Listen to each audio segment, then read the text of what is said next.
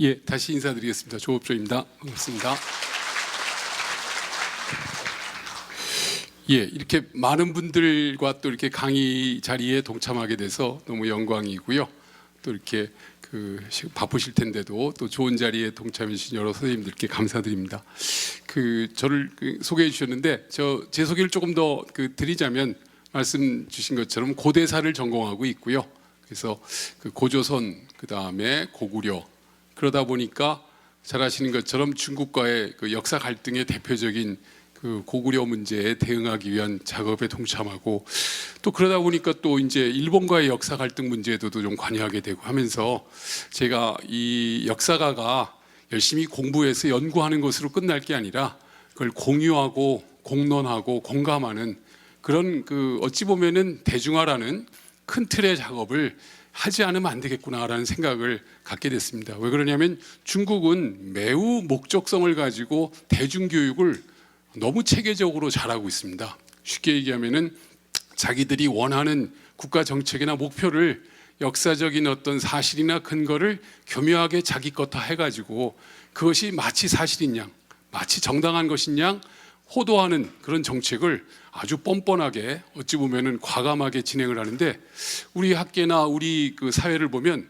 그냥 각인각색의 의견은 존중하지만 그것이 체계적으로 또는 잘 정리가 돼가지고 전달되는 그런 체제는 시스템은 잘 갖춰져 있지 않더라고요. 그러다 보니까 참 이런 표현 드리면 대단히 죄송합니다만 예컨대 중국도 그랬고 또 일본도 독도 문제라든지 각종 역사 왜곡 문제가 발생할 때 나름의 아주 치밀한 준비를 해가지고 대응하는 걸 보는데 막상 우리가 왜 고구려가 우리 역사라는 거 또는 독도가 왜 우리 땅이냐라는 걸 일반 시민 대중들이 자신 있게 설명하라면 다들 그냥 우리 거야, 내 거잖아, 뭐 이런 식의 지극히 어떤 체계적이거나 논리적 근거를 가지고 하기보다는 감상주의적이거나 아니면 자기의 그냥 입장만을 강변하는 듯한 그런 반응을 보이는 그 상황에 대해서 이제 반성하게 됐습니다. 그래서 오늘 지금 준비한 내용은 기왕에 우리가 알고 있었던 역사가 갖고 있는 특징 현상이 몇 가지가 있는데 과연 그것이 진짜 우리가 알고 있는 역사일까? 뭐 쉽게 얘기하면 이겁니다. 오늘 제가 드리고 싶었던 얘기는 고맙습니다. 예. 우리가 기왕에 알고 있는 역사라는 것은 되게 지식을 중심으로 많이 강조된 교육을 했습니다.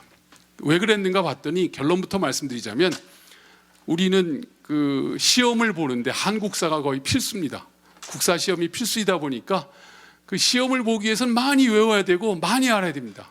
그래서 최근에도 문제가 됐던 것이 연도순으로 나열한 것으로 뭐 올바른 것을 골라라. 뭐 서울시 7급 공무원 시험에서 뭐 석 달 차이 뭐 아니면 1, 2년 차이 난 걸 가지고 근데 그건 사실은 왜 그런 책이 쓰여지고 어떤 의미가 있는가가 중요한 거지 연도순으로 어느 게 더 빠르냐 틀리냐 좀 늦냐는 그렇게 중요한 게 아닌데 그게 인생을 좌우하는 문제가 돼버리고 있으니까 그냥 내용도 모르고 그냥 머리에 집어만 넣고 뜻도 모르고 그냥 발설만 해버리는 그런 교육을 해서 이건 아니다. 적어도 역사는 우리 많은 조상들이 많은 사람들이 많은 시행착오와 성공을 이뤘던 수많은 사례들을 통해서 우리가 앞으로 그리고 현재의 삶을 어떻게 할 건가에 지혜를 얻자는 건데 그리고 그러다 보면 우리가 어떻게 살 것인가 지성에 대한 고민을 하게 되는 그런 지혜 지성이 진짜 역사의 본 모습인데 이건 다 없어져 버리고 지식만 남은 교육이 된 걸 좀 반성하는 입장에서 제가 이런 이야기로 먼저 시작을 하겠습니다. 참고로 혹시 최근에 언론에서 비슷한 내용을 먼저 했습니다. JTBC라는 방송에서 혹시 차이나는 클래스라고 들어보셨나요? 거기에서 사실은 이야기를 했는데 혹시 보신 분이 있으면 약간 복습한다라고 양해를 해주시고요. 솔직히 말씀드리면 1시간 1회분이 1시간 2회를 했는데 1회분이 1시간입니다만 1시간을 찍기 위해서 한 4-5시간을 막 떠들게 놔둡니다. 그리고 막 이거 치고 저거 치고 다 해가지고 재미있게 편집은 했지만 제가 좀 강조하고 싶었던 내용들이 의외로 좀 빠져 있는 것도 없지 않아 있어서 오늘은 그걸 조금 보완해가지고 말씀드리는 걸로 시작을 하겠습니다. 그래서 일단 역사란 무엇인가라는 관점으로 이야기를 풀어나가면서 그러면 우리 역사의 가장 대표적인 나라 이름이 상징하는 의미는 뭘까 쪽으로 이야기를 이끌어가도록 해보겠습니다.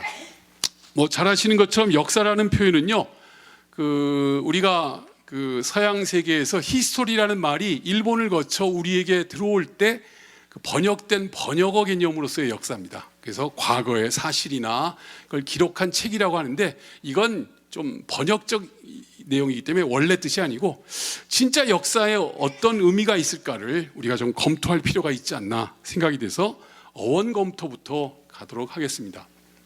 여러분, 동아시아 세계에서 역사라는 말은 요 사라는 글자 하나로 표현되는 거 아시죠? 이 사라는 글자가 어떻게 생겼을까요? 중국 한자는 상형 문자이니까 뭔가 모양을 베낀 거겠죠. 저게 무슨 모양일까? 이게 상당히 궁금했습니다. 그래서 한자의 어원부터 들어가 보도록 하겠습니다. 제가 약간 분위기를 바꾸기 위해서 퀴즈를 하나 내겠습니다. 이게 무슨 라면이죠? 예, 놀랍게도 여러분들은 다 신라면 하시는데 제가 아주 놀라운 다른 이름을 알았습니다. 제 조카가 군대를 갔다 와서 웃자고 하는 얘기였는데요. 선임이 어느 날 라면을 끓이라는 거예요. 무슨 라면? 푸라면. 이거 진짜입니다. 사실입니다. 이게 무슨 라면이라고요? 푸라면이었어요. 우리 학생들, 젊은 한자를 모르는 친구들에게는 저게 푸구나. 자, 이거 웃자고 한 얘기입니다만, 저는 중국 문명에 대해서 긍부정의 입장이 있습니다만, 한자는 진짜 배워야 된다고 봅니다. 한자 교육이 전 필요하다고 보고요. 자, 제가 질문 드리는 것은 이 신자가 왜 매울 신자죠? 여러분, 우리는 당연히 저걸 신자라고 하는데, 되게 이제 한자는 뭔가 상형을 했거나 의미를 표현하는 건데, 이게 왜 맵다라는 뜻이 됐을까요? 제가 저걸 좀 알아보느라고 하는 과정에서 놀라운 사실을 알았습니다. 맵다는 것은 맛이 아니랍니다. 고통이랍니다. 통증. 우리가 달다, 쓰다, 짜다 뭐 그런 표현 있죠? 시다. 이건 맛이래요. 맛이 맞는데 매운 것은 맛이 아니라 아픔이래요. 거기에 사실은 이 정답이 있습니다. 여러분, 옛날에 중국 사회에서 이웃 부족을 공격을 해가지고 포로로 잡았어요. 그들을 어떻게 했을까요? 처음엔 문신 얘기도 나오는데요. 사실 처음엔 다 죽여버렸습니다. 쓸데없으니까. 근데 죽이고 나니까 좀 아까운 거예요. 쟤네들 데려다가 써먹으면 좋겠는데, 그래가지고 써먹기는 써먹어야 되는데 잘못 쓰다가는 얘네들이 뭔가 저항도 할 수 있고 뭔가 문제가 될 수 있다 싶어서 어떻게 하는지 아십니까? 능력을 죽여버립니다. 하나의 능력을. 근데 완전히 불구 만들면 안 되니까 어떻게 하는지 아세요? 눈 하나를 콱 찔러가지고 애꾸를 만들어버립니다. 그래서 생긴 글자가 백성민자예요. 여러분, 백성민자 아시죠? 백성민자의 이 민자의 원래 모습은 이렇게 돼 있는데, 눈 하나밖에 없는 애꾸가 주인을 향해서 이렇게 무릎 꿇고 앉아 있는 모습이 백성민자예요. 이게 못 볼 맹자 알죠? 맹민 같은 개념으로 연결되는 게 그런 겁니다. 근데 애꾸가 되니까 능력이 좀 떨어져요. 안 되겠다. 그렇게 하지 말고, 괜한 사람 또 불구 만들지 말고 다른 방법으로 저 노예라는 걸 표현하자 해서 머리를 깎았어요. 우리나라 기록에도 나옵니다. 우리나라도 삼한시대 보면 중국 포로들을 잡아서 다 머리 깎아가지고서 깎아 머리를 만든다. 이거 아이 동자 있죠? 아이 동자가 노비라는 뜻이었어요, 원래.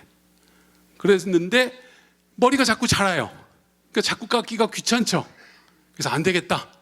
얘가 노비라는 걸 평생 할 수 있는 방법, 바로 말씀하신 이마에다가 먹물칠하고 문신을 해버립니다. 그럼 시커매지겠죠. 그래가지고 말 그대로, 여러분, 경친다라는 표현 들어보셨나요?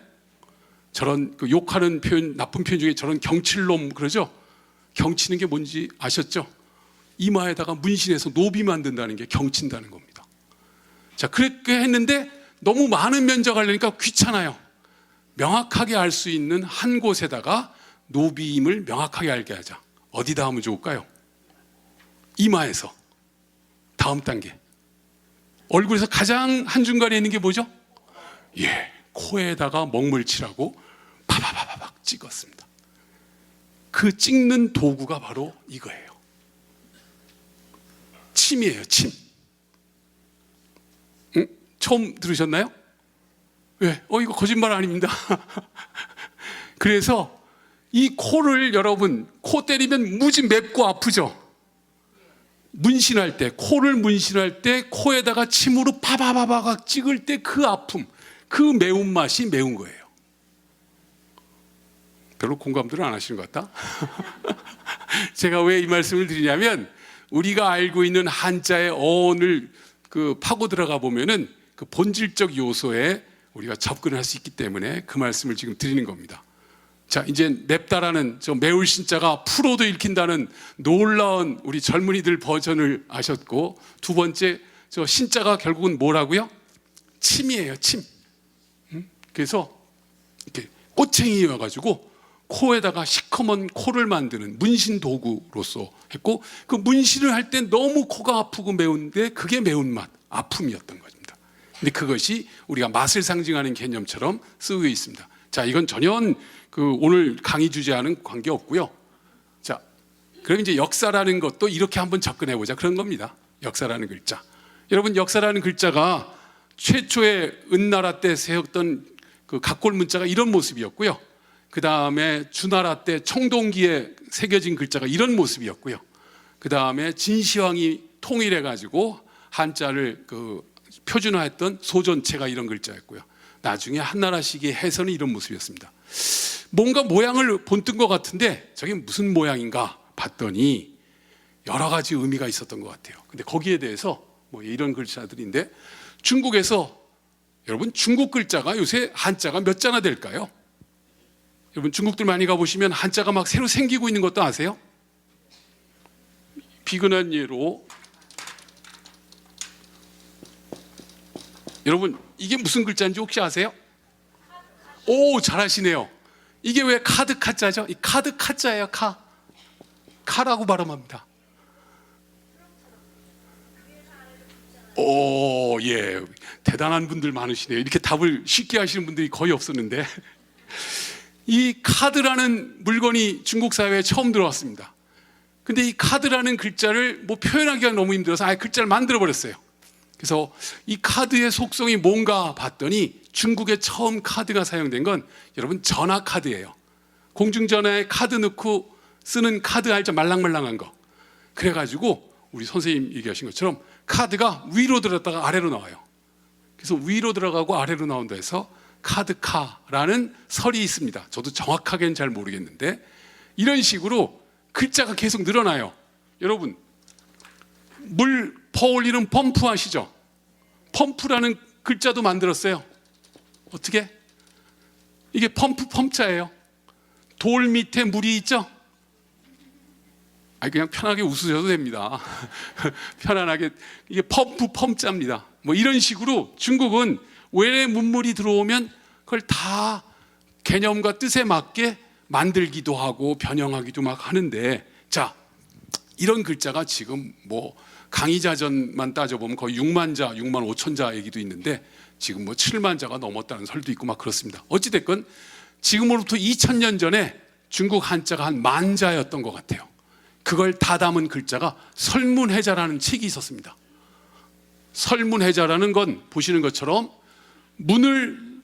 글을 설명해주고 글자를 풀어주는 책, 이게 설문해자라는 허신이라는 사람이 쓴 책인데, 여기서 역사 사자에 대해서 이렇게 써놨어요. 제가 번호는 매겨놨는데요, 맨 앞부분은 뜻입니다. 사는 뭐냐? 과거의 기록이나 역사책이 아니라 사실을 기록하는 사람이다 라고 해서 사는 사실 기록자예요. 쓰는 분입니다. 여러분들이 지금 쓰고 있는 분들 같은 게요. 자, 그 다음에 두 번째는 모양이에요. 이게 손으로서 중을 잡고 있다. 그래서 아하 봤더니 역사 사자의 연호는 사람이 이렇게 있는데 손으로 중을 잡고 있는 모습. 모양이 조금 이상해졌습니다. 이게 중이죠. 이걸 중이라고 하면 중을 이렇게 잡고 있는. 그래서 이 부분만 똑 잘라가지고 이 글자를 사로 만든 겁니다. 이제 연어는 아셨죠? 아, 사라는 글자를 저렇게 만들었구나, 중국 애들이. 자, 그렇다면은 이 사가 잡고 있는 중이라는 건 사실을 기록하는 사람이니까, 기록하는 사람이 갖고 있어야 될 것은 되게 도구죠. 필기도구, 뭐 붓이든 뭐 표시하는 꼬챙이든 뭐 그런 거가 되겠죠. 그런가 했더니 요 마지막 단어 부분이 이 중이라는 거에 대한 설명을 했는데, 놀랍게도 여기서 논란을 일으킬 표현을 해버린 거예요. 중은 바른 것이다. 바를 정자에서 지극히 관념적, 개념적 표현을 딱 쓴 거예요. 뭐 마이크를 잡고 있다든지 뭐 필기 도구를 잡고 있다든지 그게 아니라 중은 바른 것이다 라고 해가지고선 사람들로 하여금 헷갈리게 합니다. 그래서 중국 사회에서 역사 사자에 대한 논란을 일으키는 결정적 계기가 됐고, 이것이 거의 1000여 년 이상, 거의 1500년 이상 계속 논쟁이 되다가 중국 청나라 고증학파들이 고민하는 과정에서 이제 해결이 됐습니다. 이게 무슨 뜻인가 봤더니, 사에 대해서는 이렇게 제사 지내기 위해서 구멍 뚫는 도구였을 거라는 설, 이게 이제 필기도구 설이 하나 최근에 나왔는데, 실제는 그게 아니라, 여러분 활 쏘기 아시죠? 활 쏠 때 화살 관역에 적중한 그 적중수를 헤아리는 우리 젓갈통 같은 산통이었어요. 여러분 우리가 산통 깬다 그러죠? 젓갈통 같은 거에다가 하나요, 둘이요, 셋이요, 이걸 헤아리는데 누가 툭 쳐서 떨어지는 순간 계산한 거 다 엉망되죠? 이게 산통이 깨지는 겁니다. 이런 표현이다라는 주장이 나오는데, 이게 아주 뜻깊은 역사를 담고 있습니다. 무슨 얘기냐면, 여러분 중국의 주나라라고 들어보셨습니까?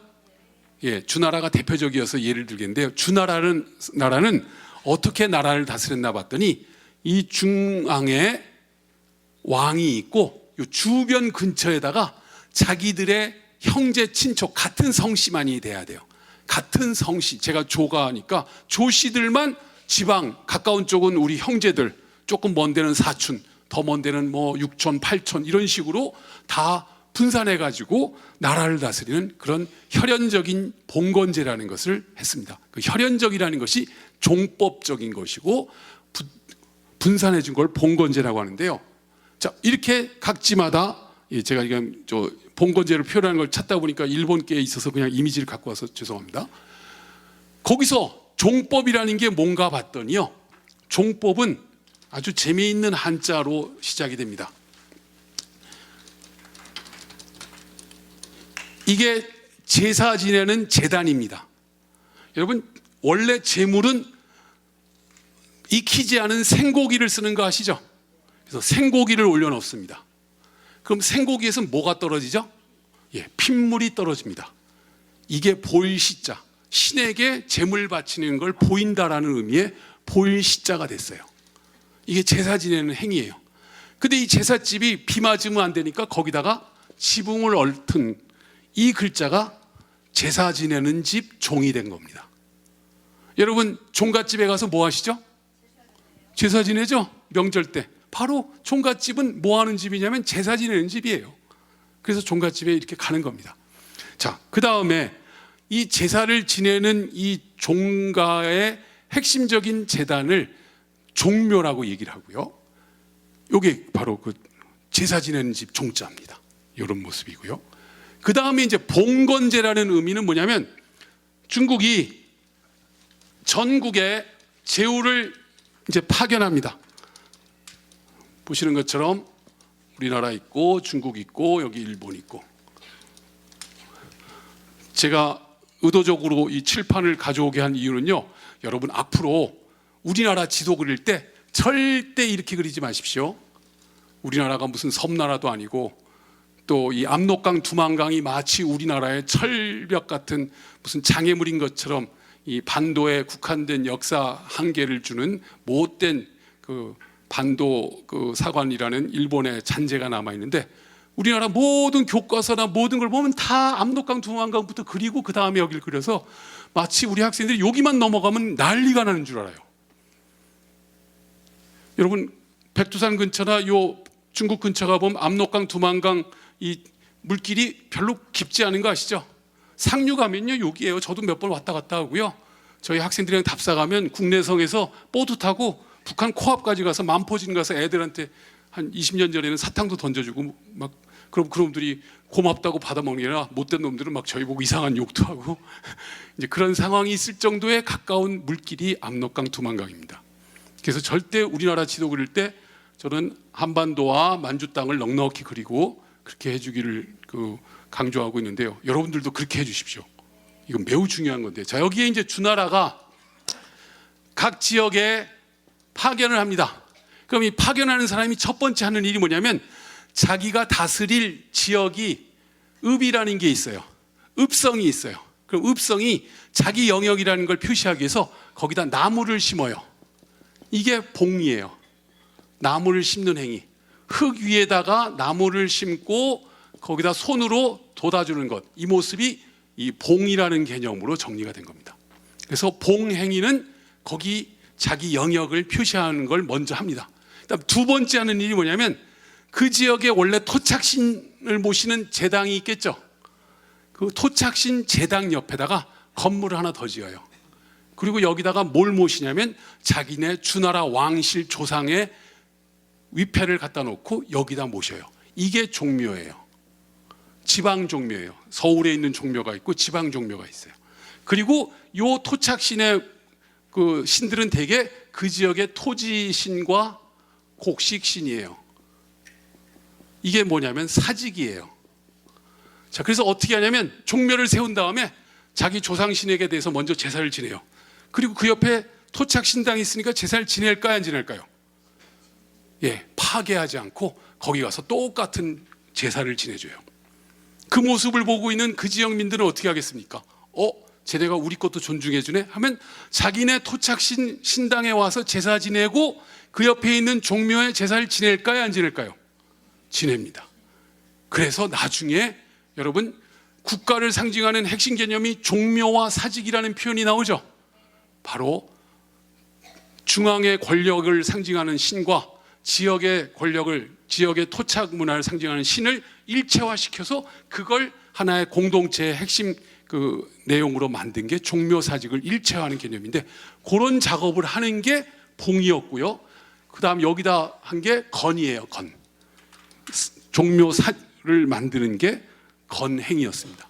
그래서 지역 토착신당 옆에 주나라 왕실사당 이런 종묘를 세우는 게 건행이에요. 그래서 봉건행이라는 건 뭐냐면 그 지역을 장악한 중앙 세력이 자기 영역 표시하고 그 지역의 신을 존중하면서 자기네의 신과 일체화시키는 작업 하는 게 봉건제도라는 겁니다. 이제 이해하셨죠? 자, 이걸 주나라가 유지하기 위해서는 뭐 보시는 것처럼 그래서 서울에 보면요, 서울 궁궐을 중심으로 지금 종로 4가쯤 가면은 종묘 있는 거 아시죠? 그 다음에 서대문 쪽 넘어서 가면 사직터널 있는 사직단 아시죠? 그런 식으로 좌묘 우사라는 이런 공간을 이제 완성시킨 게 주나라 때 된 거고, 이게 동아시아 세계에 쫙 퍼져서 정리가 됐습니다. 자, 이것도 지금 제가 얘기하려는 핵심은 그게 아니고요. 자, 이렇게 한 다음에 어떻게 그 지방에 흩어져 있는 많은 자기 친척들이 계속 나를 배반하지 않고 잘 다스리게 할까를 고민했어요. 여러분들 죄송한 얘기지만 형제도 이해관계 때문에 척지면 더 무서운 사람이 될 수도 있죠. 그러니까 아무리 친척이지만 그냥 놔두면 안 되겠다. 이 사람들을 1년은 너무 심하다. 3년에 한 번씩 서울로 다시 다 올라와서 함께 모이는 큰 행사를 해요. 그게 바로 종묘대제입니다. 바로 이제 종갓집에 오는 거예요. 우리 명절날마다 모이는 거하고 똑같은 상황이죠. 종묘대제를 해가지고 최고 어른인 대종께서 제사를 지내고, 이거 이구시입니다. 그 영친왕의 아들 이구시 살아있을 때 종묘대제 조선왕조. 이건 일본도 중국도 없어요. 종묘제는 우리나라밖에 지금 유지되는 나라가 없어요. 오히려 중국이 우리한테 와서 배워가고 있는데, 이렇게 진행을 해서 서로 간의 위계와 우리는 하나야, 우리는 같은 가문이야 라는 의식을 한 다음에 뭘 하는지 아십니까? 바로 중요한 의식을 치는데 그게 바로 대사례라는 활쏘기 대회를 합니다.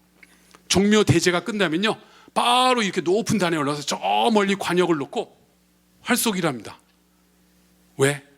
활쏘기를 해가지고 일정 점수를 맞은 사람은 다시 재발령을 내고요. 점수에 미달한 사람은 어떻게 할까요?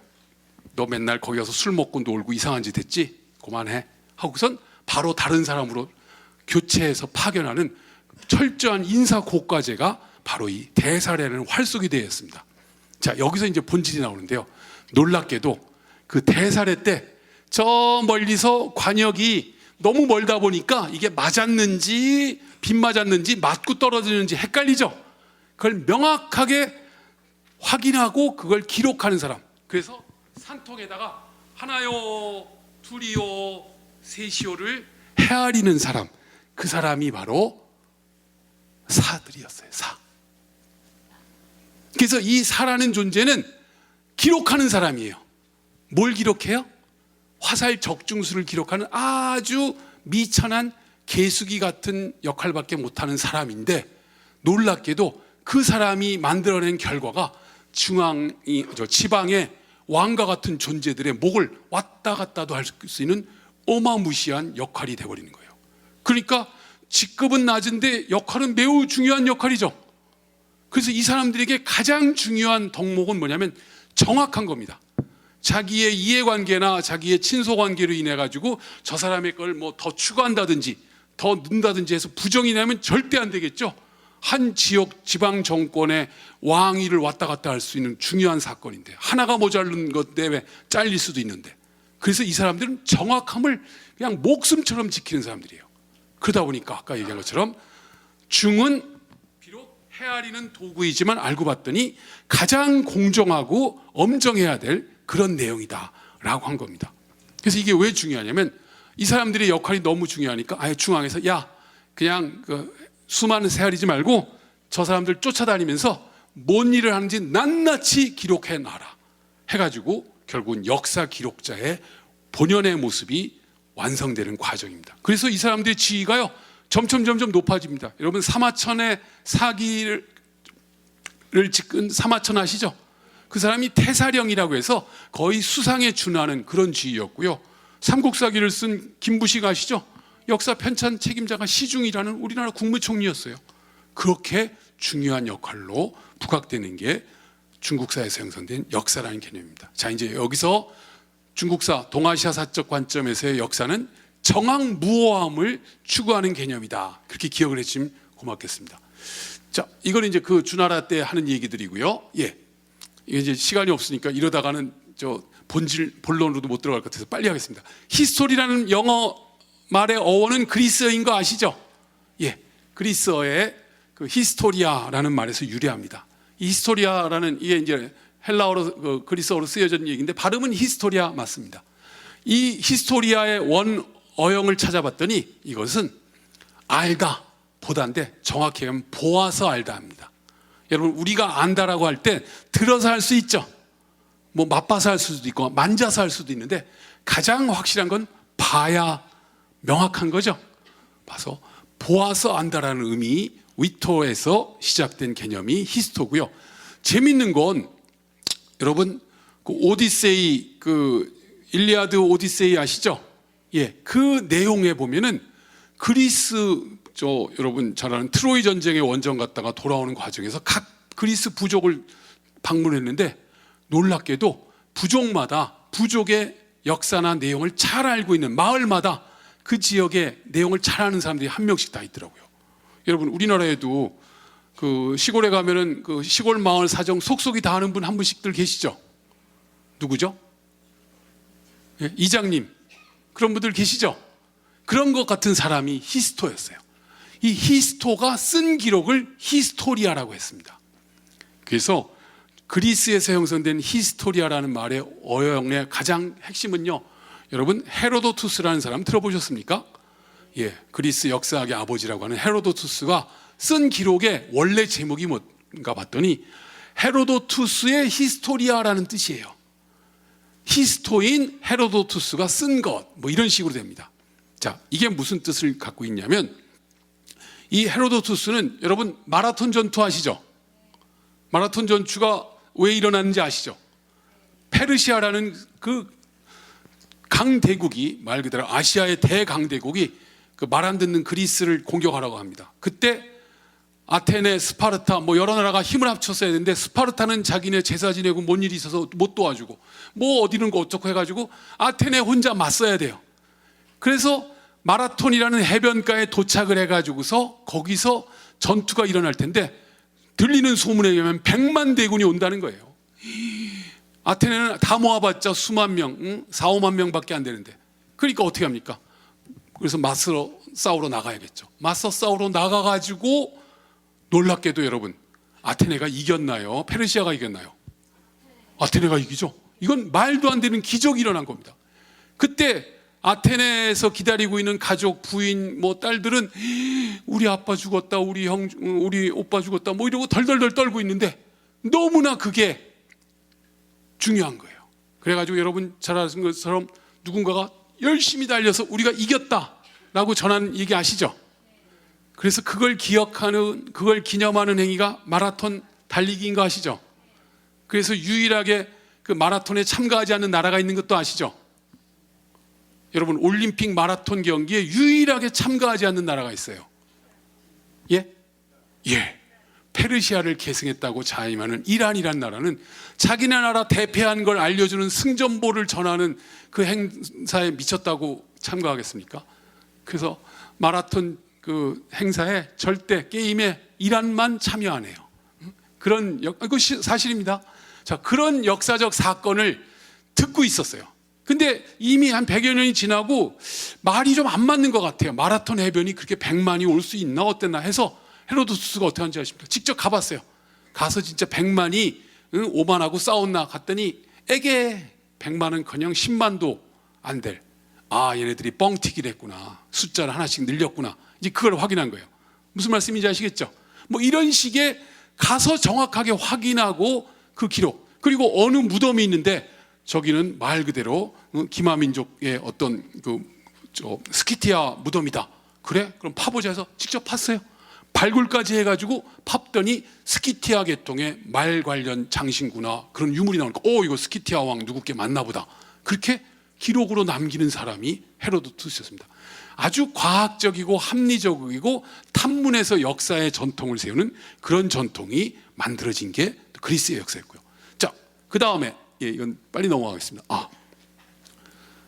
뭐 방송 보신 분도 있겠습니다만 여러분 쿤타킨테라고 들어보셨어요? 그러니까 여러분들하고 말이 좀 통하네. 저희 학생들하게 되면 쿤타킨테 뿌리 아예 모르더라고요. 여러분 대단히 죄송한 얘기지만 요즘 학생들이 신문을 볼까요 안 볼까요? TV를 볼까요 안 볼까요? 안 보더라고요. 제가 그래도 명색이 자기네들 지도교수인데 야 내가 방송에 나오니까 좀 봐라 했더니 시큰둥해요. 왜 안 보니 그랬더니 저희 텔레비 없어요. 그럼 뭐 보냐 했더니 자기는 핸드폰으로 세상을 다 보고 있더라고요. 유튜브나 보고 자기네 그 마음에 맞는 그것도 긴 것도 안 봐요. 한 몇 초 안에 보고 재밌으면 보고 안 보면 바로 넘어가는 움짤 뭐 이상한 거나 보고 하여간 참 제가 그래서 이거 얘기하려면 참 힘든데 여러분들은 다 아시니까 제가 거두절미하고 가도 되겠죠? 핵심은 이겁니다. 알렉스 헤일리라는 사람이 자기 조상 미국 흑인의 역사를 추적하는 겁니다. 근데 요건 하나 말씀드릴게요. 당시 1960년대 말 70년대 초에 미국 사회의 흑백 갈등은 어마어마하게 컸던 거 아시죠? 그래서 미국 사회에 두 가지 대응 방안이 있었습니다. 하나는 여러분 마틴 루터 킹 목사님 얘기 들어보셨죠?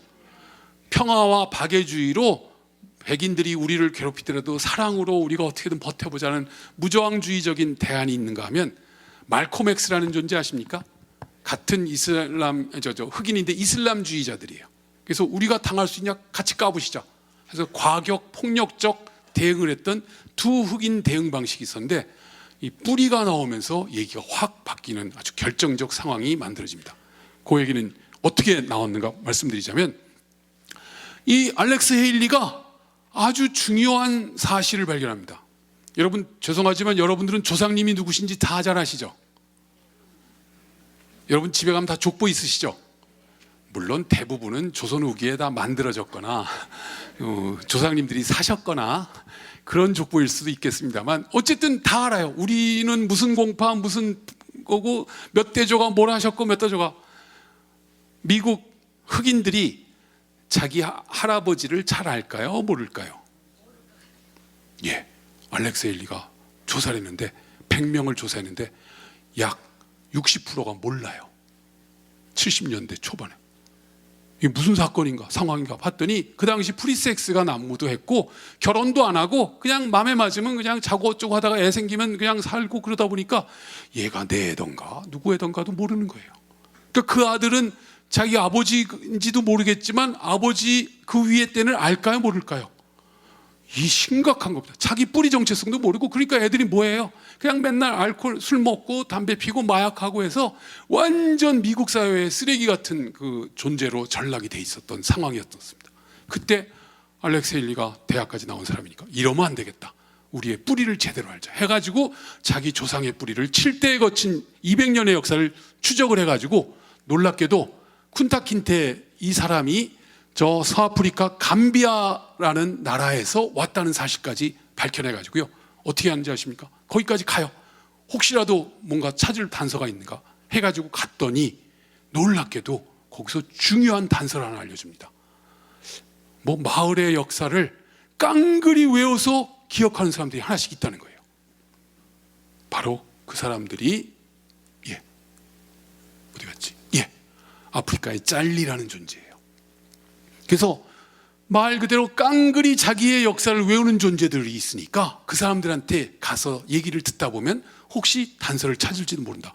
거기서 유일한 단서 하나를 가지고서 녹음기 들고 통역 태우고 찝차 하나 해가지고선 마을 석 달 동안 헤매다가 어느 날 주프레라는 마을에 떡 도착했더니 거기서 이 깡그리 외워서 기억하고 있는 짤리가 마을의 역사를 우리 역사는 우리 마을은 누가 누구와 결혼해서 누구를 낳고 누구와 누구를 낳고 누구를 낳고 나가 겪고 낳고 그래서 많이 듣던 이야기죠. 교회 다니시는 분들 뭔가 마음을 다잡고 성경을 보려고 딱 하면 아브라함과 다윗에서 예수 그리스도에 누가 누구를 낳고 이거 뭐 어디까지 낳는 거지 이거?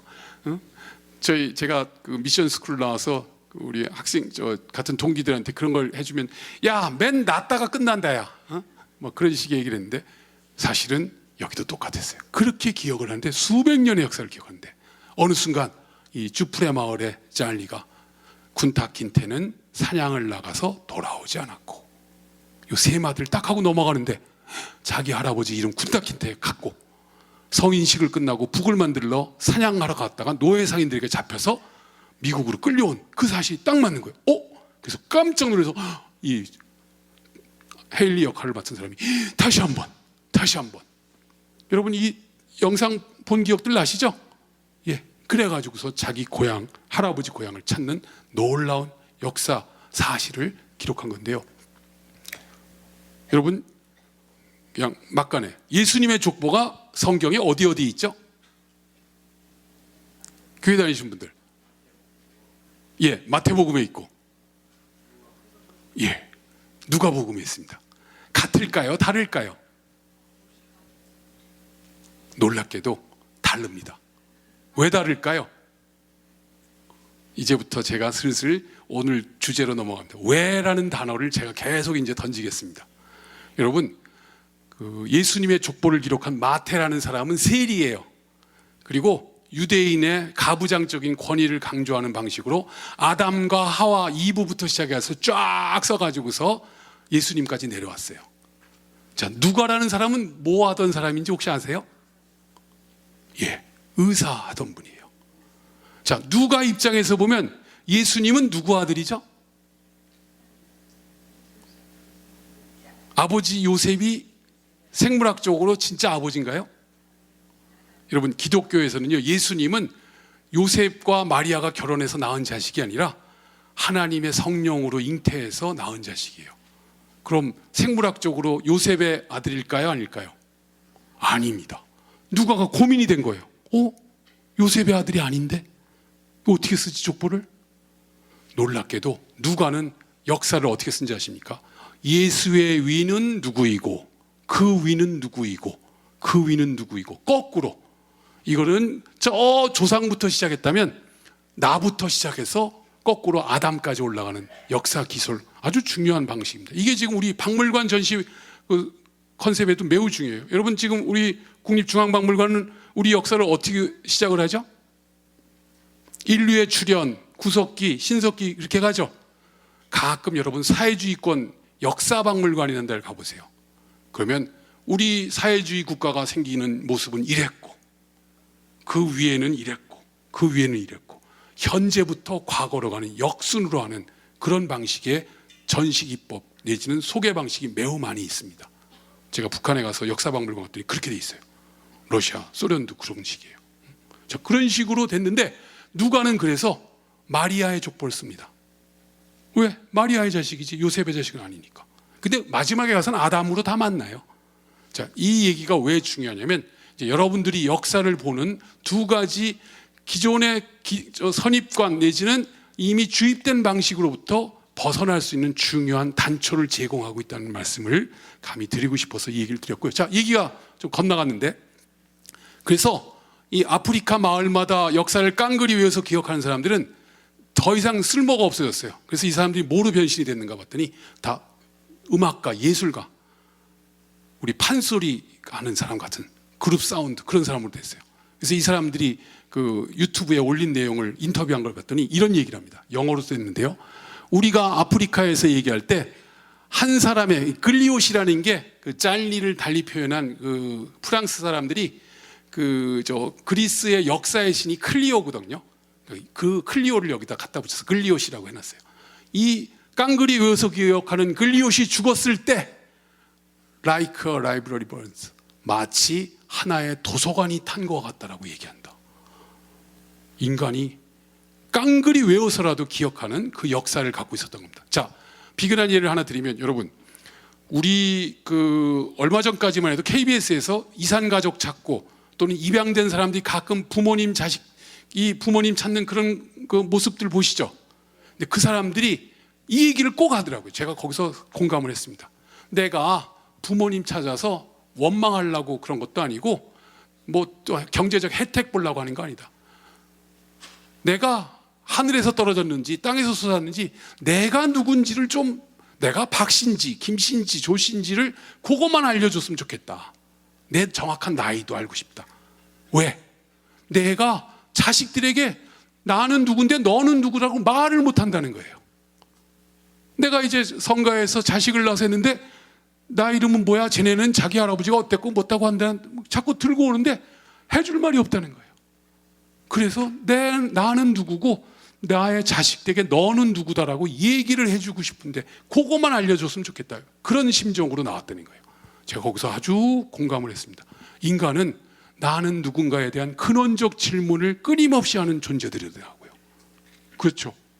그래서 결국 역사가 뭔가 봤더니 지금 말씀드린 것처럼 과거의 행위를 기록하고 서술하고 말하는 사람인데 정확히 나는 누구인가부터 시작하는 것 같아요. 여러분, 이게 너무 좀 뜬금없는 질문 같지만 여러분들은 누구십니까? 여러 가지 방법으로 설명하겠죠. 그렇지 않습니까? 그때 나는 누구다. 예컨대 저는 조법종입니다. 이름 들으시면 좀 이상하죠? 써볼까요? 조법종. 제 별명이 뭐였을까요? 그냥 편하게 얘기하세요. 조법종 하면 바로 떠오르는 게 조계종 아닌가요? 제가 그래서 중고등학교 때 별명이 조계종, 법사, 교주 뭐 많았습니다. 근데 놀랍게도 제 이름은 목사님이 지어주셨거든요. 근데 불교 이름이 됐습니다. 자, 이게 왜 그럴까요? 저를 규정하는 방식이 그 사회에 특정한 방식이 있어요. 아버지 성을 따르고 그 집안의 학렬, 서열 순자, 종자가 이미 해서 제 이름은 태어나기 전에 이미 조종은 정해져 있어요. 가운데 글자 하나가 들어가면 돼요. 그럼 그 당시 목사님은 이 다음에 이놈 법관 시키세요. 제 의지나 능력이나 그건 아무 관계도 없어요. 그냥 하고 싶은 소원을, 어르신들의 소원을 그냥 갖다 붙인 거예요. 자, 그래서 제 이름이 조법종이 됐습니다. 그래서 여러분들 법자는 잘 안 쓰지만 헌자만 쓰죠. 법헌자. 그거 다 판사 검사대라고 저 주신 거예요. 자, 그런 식의 우리 이름 짓기 방식이 있습니다. 그 이름 짓기 방식은 나름의 패턴과 어떤 역사성을 갖고 있다는 걸 느껴지시죠? 자, 그런 맥락에서 우리 역사가 가장 대표적으로 표명된 것이 여러분이 잘 아시는 나라 이름이에요. 그렇죠? 자, 여러분, 우리가 지금 대한민국이죠? 대한민국이 어떻게 이름이 생긴지 아십니까? 이것도 좀 큰 문제인데, 자, 그건 또 나중에 시간이 되면 말씀드리고. 그래서 우리나라의 첫 이름들, 가장 대표적인 게 고조선도 있죠, 고구려도 있죠, 백제 있죠, 신라 있죠, 가야 있죠, 뭐 여러 나라 이름들이 있죠. 이걸 오늘 다 말씀은 못 드리겠고, 가장 대표적인 단군에 관한 얘기 잠깐, 이 고조선 얘기는 또 논란이 좀 많이 있으니까 그거 조금 생략하고, 그 다음에 고구려, 백제, 신라가 무슨 의미가 있고, 그 나라는 또 다른 별명은 또 뭐가 있을까, 이런 식의 이야기로 넘어가겠습니다. 이제 요즘 제가 강조하고 있는 게 우리 역사 교육 좀 달리하자, 나는 누구인가에 대한 물음부터 시작을 해가지고, 가장 중요한 건 우리 수많은 사람들이 그 일들을 왜 했을까? 그래서 그게 어떻게 됐을까? 그래서 그게 나하고 무슨 관계가 있을까? 이게 중요한데, 학생들은 나하고의 관계성이나 그런 거는 고민하고 생각할 시간도 없고요. 그게 언제 일어났었지? 어디서 일어났었지? 누가 했지? 뭘 했지? 그거만 아는 거예요. 고구려에서 진대법이라는 걸 만들었대. 뭐 어쩌고 했대. 그리고 끝이에요. 그 진대법이 왜 만들어졌지?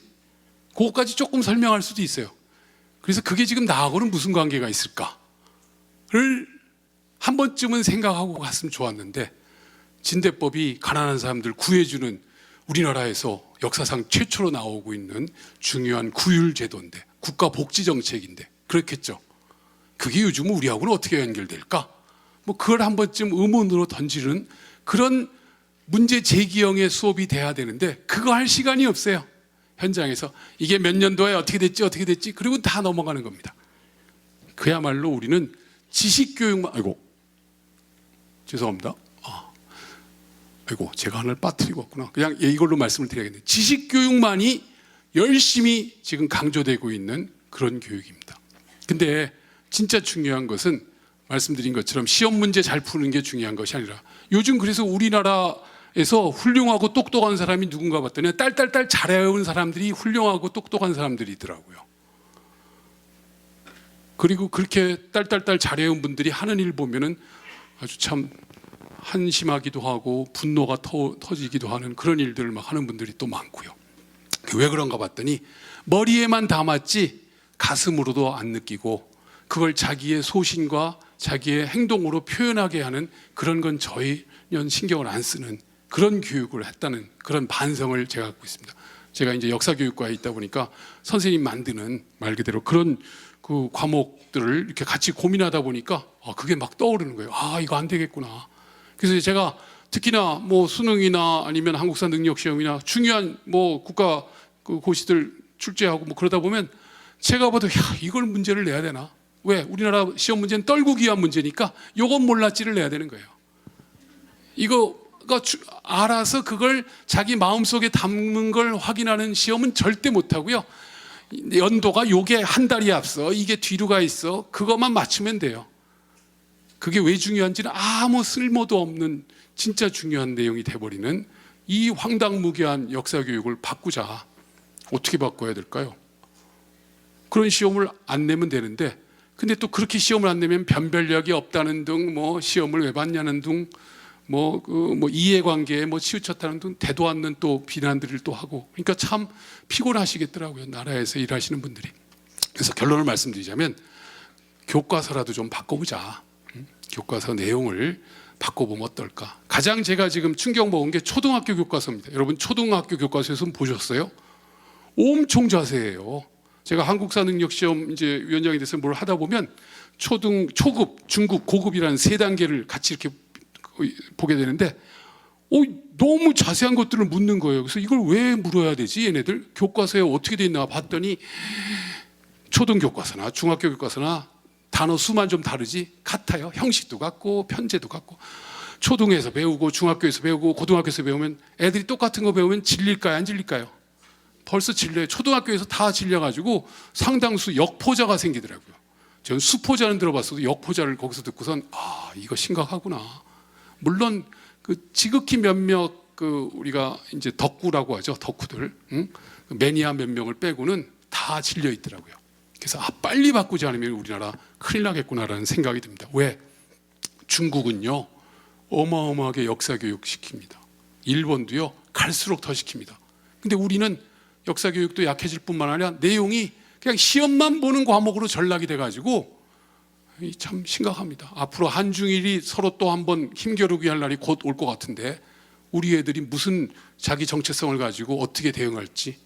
요즘 젊은 애들은요 국적 바꾸면 되지 뭐 이런 식의 애들이 무지 많아요. 여러분 지극히 개인주의적이고 이기주의적인 애들이 어떻게 생각하는지 아십니까? 아니 뭐 국적만 좀 바꾸면 내가 고민할 필요 없잖아. 이런 애들이요 막 생기고 있습니다. 적어도 자기 조상들이 이 땅을 어떻게 지켜왔고 우리 후손들이 어떻게 이것을 이어가야 될지를 고민을 안 하는 거예요. 왜? 아무 고민을 안 하게 해놨으니까.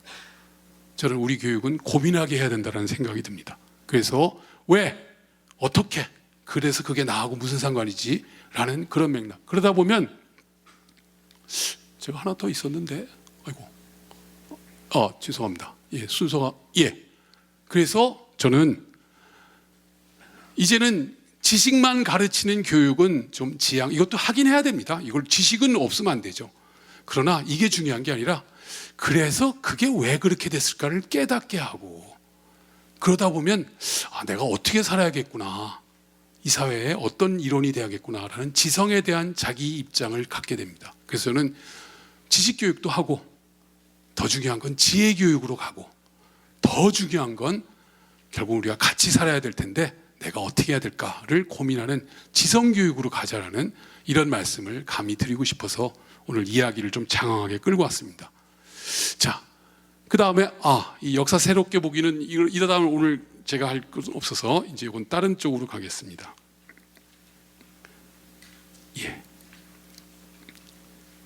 그래서 지난 방송에서는 이제 우리가 기왕에 도식적으로 알고 있었던 역사의 지식이라고 하는 것이 얼마나 허무맹랑까지는 안 하지만 허실이 많은가 그 얘기를 좀 반성적인 측면에서 앞서 한 얘기였고요. 그 다음에 끄트머리에 가서 이제 한 얘기가 아닙니다. 적어도 나라 이름을 알아야 우리 역사의 자기 정체성 그 내용을 알 수 있지 않을까 합니다. 여러분 이것도 좀 시간이 걸리긴 합니다만 여러분 혹시 늑대와 추물이라는 영화 보셨나요? 예, 말이 통해서 너무 다행입니다.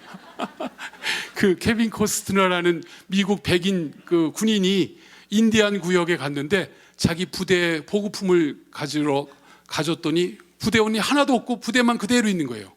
그래가지고 몇 날 며칠을 거기서 지키고 있는데 아무도 안 오는데 늑대 한 마리가 왔다 갔다 하는 게 보여서 심심하니까 먹을 걸 던져줬더니 이게 길들여져가지고 같이 조금 막 놀게 되니까 그걸 멀리서 보고 있었던 인디안들이 있었어요. 그래서 쟤는 누군가 봤더니 늑대와 춤추는 놈이에요. 그래서 이름이 늑대와 추물이 됐습니다. 그런데 이 인디안들과 이제 친해지게 된 이 백인 사람이 그 마을에 갔더니 어떤 백인 여자가 한 명 그 마을에 살고 있었어요. 봤더니 다른 인디안 침입을 받아서 부모님은 다 죽고 고아가 된 걸 그 마을 인디안들이 데려다가 길렀는데 인디안 마을에서 크는 백인 여자이니까 천덕꾸리가 되겠죠. 그래서 인디안 여자애들한테 맨날 놀림당하고 하다가 어느 날 하도 놀리니까 확 일어나서 한 대 후드럭 갈겼어요. 그랬더니 그 여자 이름이 뭐가 됐어요? 주먹쥐고 일어서가 됐어요. 자, 이 얘기는 뭐냐면 아까 제 이름은 아버님 성을 따라서 조가고 그 다음에 집안의 학렬로 봤을 때는 세금이 들어가는 종자를 썼고 가운데 글자 하나만 줘서 제 의지와 제 성격과 내용하고는 아무 관계없는 법자를 이 다음에 법관 시키세요. 제가 법관 되면 좋죠. 저도 열심히 할 수 있는지 모르겠지만 제 능력은 아무 관계도 없는 거예요. 집안의 사회적 서열과 어떤 부계 혈통만 강조된 이름이에요. 제 이름은. 근데 인디안식 이름은 뭡니까? 가만 지켜봐요. 봤더니 쟤는 늑대와 춤추는 독특한 애고 쟤는 건드리면 아주 성깔 내가지고 확 두들겨 패는 주먹 쥐고 일어서는 애고 이런 식으로 직물적이지만 정확한 특성을 반영한 이름들이 있다는 게 이해가 되셨죠? 우리나라 이름도 알고 봤더니 그랬어요. 우리의 고구려 백제 신라로 상징되는 이름들이 그렇게 됐었습니다. 지금 시간이 너무 없는 관계로 핵심만 여러분 배달민족 얘기 잘 아시죠? 우리 학생들은 진짜 배달 민족 하면 이 철가방 아주 신속하게 우리가 또 순발력이 있잖아요. 우리 민족의 가장 큰 장점이 뭔지 아십니까? 순발력입니다. 가장 큰 단점이 뭔지 아십니까? 지속력이 하나도 없어요. 지구력은 빵점입니다. 근데 어찌됐건 그 순발력을 이용한 최고의 상품이 배달 이런 능력이죠. 자, 배달 민족은 잘 아시는, 제가 어렸을 때만 해도 배달의 민족, 배달의 기수 해가지고 막 국군 홍보 영상 그런 게 막 나왔던 거 기억나십니까? 근데 저놈의 배달이 뭔지 저도 되게 궁금했어요. 그러다가 뭐 물건 배달하는 그 배달인가? 빨리 움직인다고 해서 그랬나? 했는데 대학 가서 공부하다 보니까 아이고 그게 아니구나. 잘 아시는 것처럼 이 이름이 단군이란 이름에 관련된 건 아시죠? 핵심만 말씀드릴게요. 여러분, 우리 민족에게 배달이란 이름이 익숙한 건요, 안타깝게도 그 일제강점기 초기 단계에 그 대종교라고 아시죠? 예, 단군을 그 교주로 하는 나철 선생에 의해서 만들어진, 거기서 이름을 많이 유포를 시켰어요. 근데 그 배달의 이름을 어디서 찾았냐면, 놀랍게도 단군에 대한 기록이 두 가지가 있는데, 여러분 삼국유사 기록 아시죠? 환인의 아들 환웅이 그 풍백우사 운사를 내리고 태백산 신시에 내려와서 나라를 열, 그 얘기 아시죠? 그리고 곰과 범이 사람으로 변하기를 원해서 쑥과 마늘이라고 했는데 마늘이 아닌 건 잘 아시죠?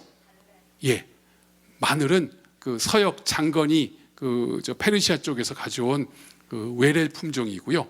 그래서 중국에서 우리 동북공정하면서 고구려 단군, 고조선의 단군 신화가 그 후대에 조작됐다라는 얘기를 할 때 그 조선족 출신의 북경대 사학과 교수가 이 단군의 마늘 문제를 걸고 넘어져 가지고서는 아주 신랄하게 2년 전에 아주 논문과 책을 낼 정도로 했는데, 방금 얘기하신 것처럼 곰이 동면을 끝내고 먹는 음식들을 조사해 봤더니요, 달래를 먹더래요.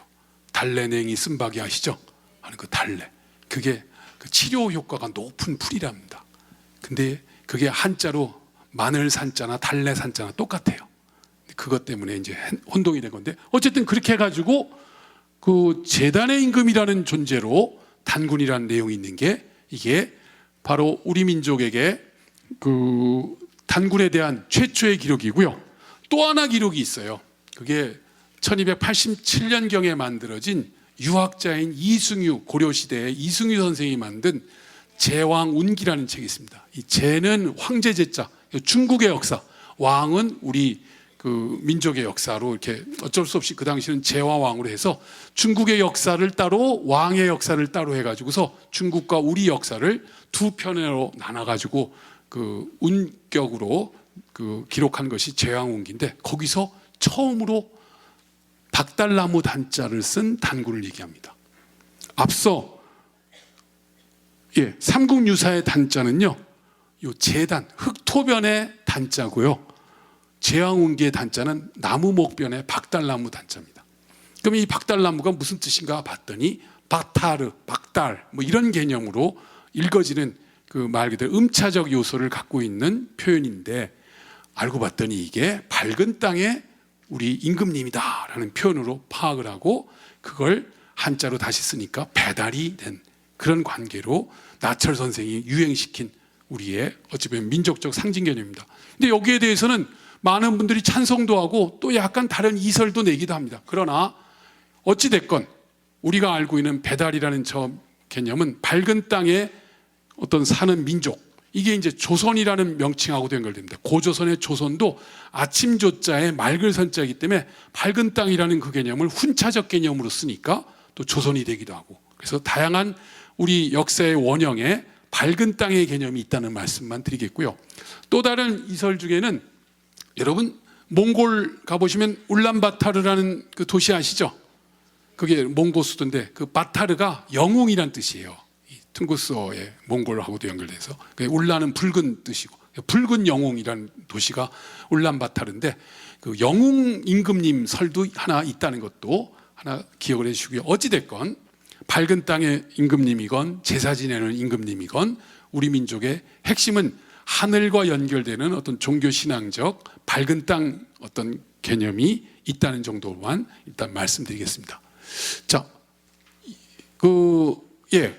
그리고 특히 일본인들이 단군으로 상징되는 우리 민족 의식이 강해지니까 단군을 부정하는 기록이 없다, 뭐 후대에 나왔다, 만들었다, 뭐 이런 식으로 자꾸 떠드니까 이거에 대해서 우리 학계가 많은 반론을 집니다. 제가 거기 생략을 쭉 했는데, 그래서 그 김재원 선생이라는 미술사학자는 저 산동성 무시화상석에서 단군 신화가 나온다는 얘기도 하고, 또 그 김정배 선생님은 곰과 고시베리아족의 곰 신앙과 청동기 문화의 어떤 융합 상황 뭐 이런 것들을 쭉 하는데, 1989년에 아주 재미있는 논문이 하나 나왔습니다. 여러분, 각저총 그 씨름 무덤 아시죠?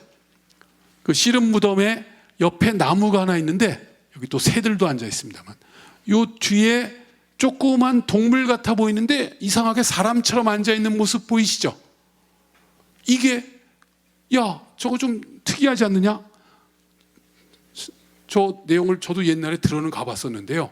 1980년대 초반 90년대는요, 그 돈 100달러씩 주면 용접으로 뚫고서 이거 다 들어가서 봤어요. 그것 때문에 이제 난리가 한번 났었는데요. 어찌됐건 그때는 근데 어둡고 안에 굴이기 때문에 이렇게 밝게 못 보입니다. 그냥 후레쉬로 좀 보다가, 야, 여기가 각주총이구나, 여기가 삼실총이구나 막 이러고선 정신없이 또 공안 오면 안 된다고 빨리 보고 도망오고 막 그랬거든요. 그랬는데 나중에 찬찬히 이 그림을 살펴보니까 여기에 매우 특이한 이미지가 남아있는 게 보인 거예요. 뭔가 보이세요?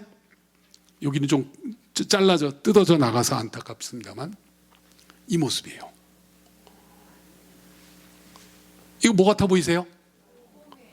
제가 이거 썼다고 이걸 봄이라고 하지 마시고 예, 느낌이 부정할 수 없죠. 이거는 지금 이 부분이 그 방락이 돼서 이 부분이 허옇게 됐습니다만 고양이 비슷한 범이죠. 예, 호랑이 범입니다. 사실은 이 그림이 지금 국내 학자 누구도 이렇게 확대된 그림을 안 갖고 계세요. 제가 하나 우연히 구했습니다. 근데 가장 그 곰과 범의 모습을 잘 알고 잘 볼 수 있겠죠. 더 중요한 건 사람처럼 이렇게 앉아 있는 거예요. 여러분, 신단수 밑에서 곰과 범이 사람 되게 해주세요라고 그 신앙을 했던 그런 뭔가 기원을 했던 모습 기억나시죠? 아, 고구려 사회에 주류 신앙은 해모수, 유화로 상징되는 동명왕 신화가 있었지만 고조선이 멸망된 이후에 그 일부 세력이 곰과 범으로 상징되는 단군 인식을 유지하고 있었던 흔적이 이런 데서 일부 남아 있었던 거예요. 또 어디에 있는가? 그 국내성에서 한 4km 올라가면 장천고을이라고 있는데 거기에 계곡 사이에 무덤들이 쫙 있는데 거기에 1호분 제일 높은 곳에 또 고분이 잘 남아 있습니다. 안타깝게도 이게 돈 될 줄 알고 거기 조선족하고 그 중국인이 몰래 저걸 뜯어다가 우리나라에 팔라고 가져왔다가 그 도굴꾼들은 잡혀서 다 사형당하고요. 손상을 많이 가서 지금 이 실체는 아무도 몰라요, 어떻게 됐는지. 근데 그 중에 여기 보면 나무가 보이시죠? 나무 밑에 굴이 보이시죠? 잘 안 보이시나요? 요 안에 자세히 보면 곰이 이렇게 웅크리고 있는 모습, 마치 웅녀가 굴 속에 들어가 가지고서 사람 되는 모습과 이미지가 비슷하죠? 제가 막 강요하나요? 그래서 나오는 가장 중요한 것이 그 고구려인들 또는 고구려 이전의 고조선으로 상징된 세력이 제일 중시했던 동물이 곰이었던 겁니다. 곰이 왜 중요한지는 제가 방송에도 얘기했는데 기억나십니까? 곰이 다른 동물과 다른 뛰어난 능력이 하나 있어요. 뭐죠? 예, 동면을 해가지고 가을에 굴 속에 들어가서 죽은 줄 알았던 놈이 봄이 되면 살아서 나오는 겁니다. 지금도 마찬가지지만 죽음으로부터 부활하는 존재라는 건 이거 어마어마한 존재거든요. 그래서 가장 신성한 존재로서 곰이 우리 민족의 상징체계의 1등으로, 그리고 범도 사실은 그 부활의 능력을 표현하지는 않지만 가장 강력하죠. 그래서 곰과 범, 이 두 종류가 끊임없이 우리 민족의 중요한 상징으로 있는데, 이 모습이 확인되면서 고려시대에 단군 신화가 만들어졌다라고 일본인들이 주장했던 건 한순간에 다 무너졌고요. 아주 오래전부터 우리 역사의 중심이었다는 걸 여러분들이 기억해 주시면 고맙겠습니다. 자, 이거는 이제 검경옥인데요. 말 그대로 칼과 거울과 그 다음에 이 옥으로 된 이 모습은 이 고조선 시기에 우리 어떤 그 종교적 신앙 체계를 상징하는 거고요. 이 검경옥이 왜 중요하냐면요. 여러분 얼마 전에 일본 천황이 바뀌었죠. 여러분 우리나라는 왕이 전통 시대에 바뀌면 다음 왕이 뭘 받죠? 옥새라는 걸 받죠. 이게 왕을 상징하는 중요한 도장 개념인데 일본에서는 뭘 받을까요? 검만 받을까요? 예, 요거 다 받습니다. 검경옥 다 받습니다.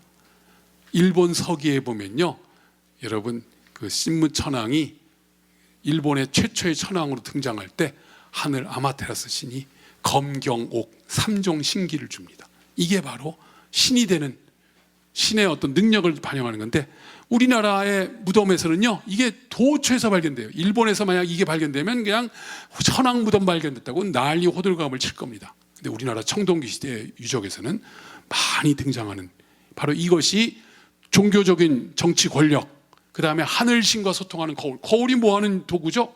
얼굴 보는 거울이 아닙니다. 가슴팍에 달아요. 그럼 어떻게 할까요? 움직일 때마다 햇빛이 번쩍번쩍 하늘의 빛을 대행하는 존재예요. 이 옥은 뭐 하는 걸까요? 뭐 같아 보이세요? 이 옥이 딱 봤을 때 뭐 같아 보이세요? 예, 정답을 바로 말씀 주십니다. 애기 같아 보이지 않으세요? 여러분 신라 금관에 보면 이게 잔뜩 저 고곡들이 달려 있죠. 그게 무슨 뜻인지 아세요? 예, 시베리아의 그 저 소수민족의 전설은 어떤 게 있냐면요. 그 신혼부부가 결혼 첫날 뭐 하는지 아십니까? 하얀 자작나무가 있는 숲에 가서 숲에 있는 여신에게 빌어요. 저희가 이제 사랑해서 결혼했습니다. 저희를 잘 축복해주고 우리에게 좋은 아기를 주세요. 하면은 어떻게 하는지 아십니까? 숲속에 할머니 여신이 나무에 사람들이 주렁 아기들이 달려 있어요. 그럼 아기를 따가지고 옛따 하나 받아라 하고서 그 아기를 받으면 아기를 갖는 거예요. 우리는 아기를 누가 점지해 주시죠? 그 얘기하고 똑같은 얘기예요. 이 옥이라는 개념은 전근대 사회에서는 재산이에요. 그렇지 않겠습니까? 인간 노동력이 최고의 권력 재산의 힘인데, 그래서 정치, 죽음을 관장하는 정치 권력, 하늘신과 소통하는 신적 권력, 그리고 경제적 역을 상징하는 인간 권력, 이런 것들을 다 갖고 있는 존재, 바로 단군 같은 샤만 존재. 바로 그래서 단군이 여러분도 잘 아시는 것처럼, 예, 거울은 하늘신, 고분옥은 생명을 상징하고 신과 소통하는 방울이 있고, 이런 모습이 연결돼서, 예, 아까 얘기한 그 아마테라스 노가미가 그 호노니기에게 주었던 삼종 신기의 모습, 이런 일본에서 나온 삼종 신기입니다. 이런 것들이 그 단군으로 상징되는 종교 제사장의 상징물이다라고 보시면 되겠고, 방금 말씀드렸던 여기 보면 나무에 고곡들이 달린 거 아시겠죠? 이 문화의 전통이 계승됐다. 최근에 북한에서 여러분 단군능, 최근도 아니죠, 벌써 한 30, 20년이 넘었네요. 단군능 발견된 거 아시죠? 예, 그 강동 지역에 단군능으로 이렇게 전하는 게 있었어요. 그래가지고 여기를 발굴해 봤더니 고구려 무덤이 나왔어요. 그래서 거기서 뼈도 나왔어요. 바로 이런 뼈가 나와서 남자 여자께. 그래서 이것을 방사 그 전자상자성 그 공명법, 뭐 그 방사성 스핀법이라고 복잡한 게 있어요. 이걸로 연대를 측정했더니 몇 년이 나와요? 지금부터 5,000년이 넘은 연대가 나오니까 단군 연대하고 딱 맞아 떨어져서 이게 바로 단군이다 라고 해서, 야, 고구려 무덤인데, 아니, 고구려 사람들이 개축한 원래 단군 무덤이 있는데 고구려 시대 사람들이 다시 고구려식으로 바꿔준 단군 무덤 해가지고 그걸 김일성 때 이렇게 거대한 피라미드 건물로 다시 만든 그런 단군능이 북한에 가면 있습니다. 저게 진짜일까요? 가짜일까요? 저희도 잘 모르죠. 근데 증거를 안 내놓으니까 저희도 뭐라고 할 수는 없지만 상당히 좀 불안합니다. 그러나 북한은 우리 원시조 단군, 그 다음에 고구려시조 동명, 고려시조 왕건, 그 다음에 사회주의 시조 김일성으로 연결되는 역사 체계를 합리화하는 걸 1994년에 완성해요. 그 상징 조형물이 바로 이거였습니다. 그리고 평양의 동명왕릉이나 그 다음에 개성에 있는 왕건릉이나 다 94년에 다 완성합니다.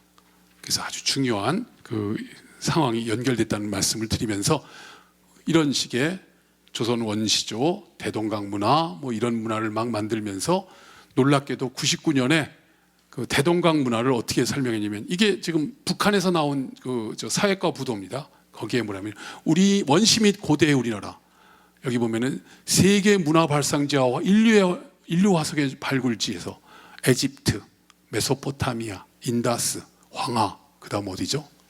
대동강. 세계 5대 문명의 중심지 대동강, 평양 이렇게 딱 갔습니다.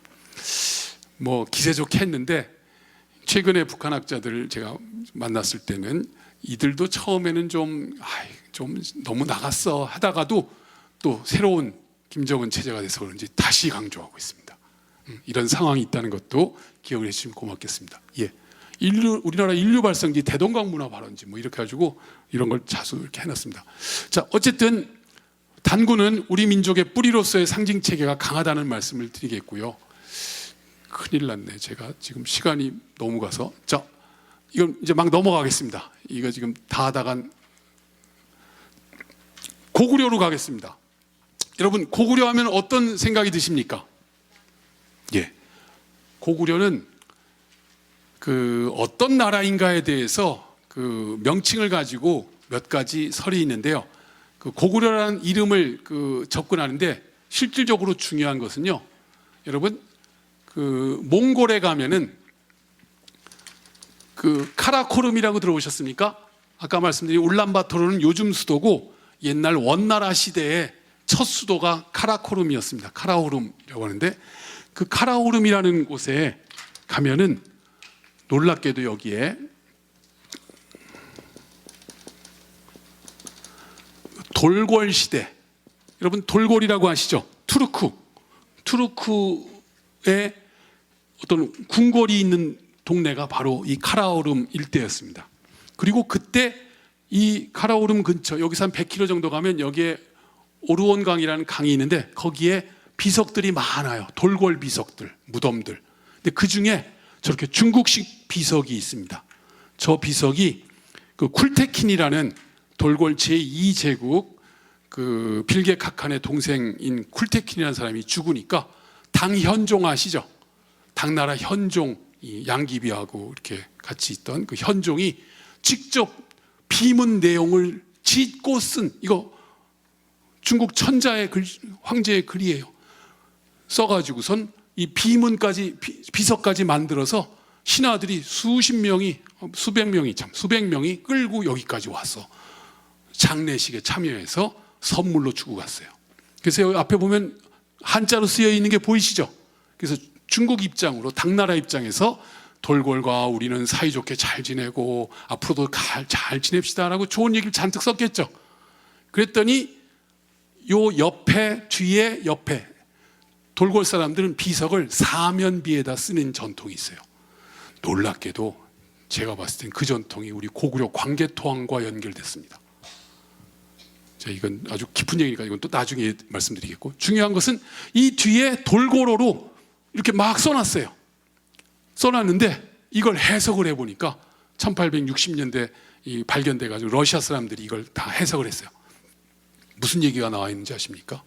앞에는 당나라는 돌궐과 사이좋게 앞으로 잘 지냅시다. 예전부터 잘 지냈어야 했는데 빌게 카칸이 쿨테킨이 뭐라고 얘기를 하냐면 중국 놈들 믿지 마라. 중국 놈들이 비단과 달콤한 말로 우리를 얼마나 많이 꼬인 줄 아느냐. 그 말을 듣고 따라갔던 우리 조상들이 어떻게 됐냐. 다 죽었다. 중국 놈들 절대 믿지 마라. 제 표현이 약할 정도예요. 매우 과하게. 그래서 역사상 가장 그 반대되는 이야기를 갖고 있는 비석이 쿨테킨비입니다.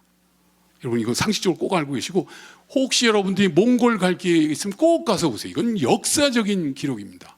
중국의 속성을 가장 잘 보여주는, 역사적으로 보여주는 기념비적인 비석인데, 여기에 어떤 내용이냐면 돌궐 제1제국이 당나라한테 망했다가 부활한 그 시기예요. 바로 그 망한 얘기를 쓰는 과정에서 우리 돌궐 제국 제1제국의 황제가 돌아가셨을 때 우리를 위해서 왔던 저 많은 나라들 가운데 동쪽 해 뜨는 나라에서 온 맥크리라는 표현이 나옵니다.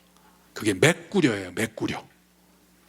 그래서 고구려는 아이고 이 얘기까지 또 하면 그 얘기가 긴데 여러분 그 려자가 리로 읽히는 것도 아시죠? 예, 이게 땅 이름 리자로 읽히고요. 우리가 한자 이름을 그 발음을 잘못한 경우가 왕왕 있습니다. 가장 잘못 읽는 것 중에 하나가 여러분 강감찬 장군 아시죠? 강감찬 장군이 원래 강한찬 장군입니다.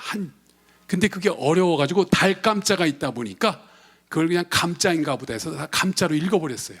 근데 놀랍게도 강감찬이 아니라 강한찬 장군이십니다. 이제 그런 식으로 잘못 읽는 경우가 있는데 이것까지 뭐 지금 고구려를 다시 고칠 수가 없어서 그냥 고구려로 알고 있다고 생각하시면 되겠고요. 고구려의 핵심은 구려와 고로 구성이 되는데 말 그대로 구려라는 것은 지금도 우리가 쓰고 있는 고을이라는 말을 한자로 쓴 거예요. 그럼 고구려는 높은 고을이죠. 으뜸 고을. 요즘대로 얘기하면 짱마을. 여기 마을이 4개가 있는데 이 중에 제일 센 마을이 여기면은 제일 짱마을, 높은 고구려. 이 옆에는 조금 별 볼 일 없는 소노부, 전노부, 관노부 이렇게 해놓고 여기는 제일 잘 나가는 고구려. 뭐 이런 식의 그 표현으로 이름을 붙인 것 같습니다. 자, 그래가지고 이 고구려는 가장 으뜸의 마을이라는 의미인데 사실 이 고구려를 하구려라고 했던 사건도 있다는 얘기 아시죠? 처음 들어보십니까? 여러분 중국에 전한이 있고 전한을 잠시 무너뜨리고 중국의 한 나라를 끝내준 왕망이라는 그 외척 좀 약간은 그 유교 신비주의에 빠진 사람이 있어요. 이 사람이 막 도술도 하고 막 그런 사람인데 이 사람이 그 나름대로 개혁 정치를 하는 과정에서 흉노와 문제가 생기니까 그 흉노를 공격할 때 그 고구려 사람들이 와서 좀 도와주기를 원해서 고구려 좀 와봐 했더니 고구려 우리가 왜 가 거기 싫어 하고서는 안 가버리고 말 그대로 계속 문제를 삼으니까 고구려가 저항하면서 공격을 하니까 안 되겠다 저놈들을 한번 제대로 혼내줘라 해서 대대적인 토벌 작전합니다. 근데 워낙 강력하게 고구려가 저항하고 피해가니까 도저히 안 되겠어요. 근데 왕망은 아직도 못 잡아 막 재촉하니까 그 부하들이 그 하급 고구려 장수 한 명 잡아서 목 뺀 다음에 이게 고구려 왕 추의 머리입니다라고 거짓 보고를 했더니 왕망이 너무 기뻐하면서 아유 저 눈엣 가시 같은 고구려 놈들 드디어 이제 해결됐네. 야 그 나라 이름 고구려도 되게 기분 나쁜데 앞으로 고구려라고 하지 말고 뭐라고 해라? 하구려라 해라. 아래 하자. 상수도가 아니라 하수도라 해라. 그런 뜻이에요. 그런 참 치사하면서도 눈치 보이는 그런 행동을 할 정도로 고구려는 최고의 고을, 최고의 나라 그런 의미를 갖고 있었습니다. 그런데 이 고구려의 핵심을 설명하는 아까 그 맥크리라는 표현이 있다고 했는데 그 맥크리가 뭐냐면 맥구려입니다. 맥 쪽의 고을 또는 높은 고을 이제 그런 의미로 이 구려가 있고 그 민족인 경우에는 맥으로 그들의 위치 위상을 얘기할 땐 고로 이렇게 표현을 했었던 건데 맥족이 어떤 존재인가? 여러분 요 맥자 보이시죠? 우리 민족을 표현할 때 예맥족이라고 표현하는 거 들어보셨나요? 예, 바로 그 예맥족의 맥자를 보면은 짐승치변에 일백백으로 썼는데 어떤 분은 이 백도 아까 박달족의 박으로도 읽는 분들이 계세요. 근데 어찌됐건 이 짐승치로 상징되는 이 맥의 의미가 매우 중요한 것이 고구려인들의 강력한 기마 수렵적 전통을 얘기하는 겁니다. 여러분 이 그림 많이 보셨죠? 이 그림을 가지고 몇 가지를 분석할 수 있는데요. 고구려인들은 이게 무덤에 그렸으니까 죽어서도 이거 하고 싶은 거겠죠. 고구려인들이 주로 뭐 해 먹고 살았을까요? 예, 수렵, 사냥입니다. 여러분 우리 민족을 표현할 때 농경민족의 문화전통을 갖고 어쩌고 그런 얘기하는 분들 많이 계신데 조선시대는 말이 됐지만요 우리 민족은요 아주 다양한 생태적 상황을 갖고 있습니다. 예를 들어서 여러분 부여라는 나라 보면은 마가, 우가, 저가, 구가 하는 사출도가 있다고 그랬죠.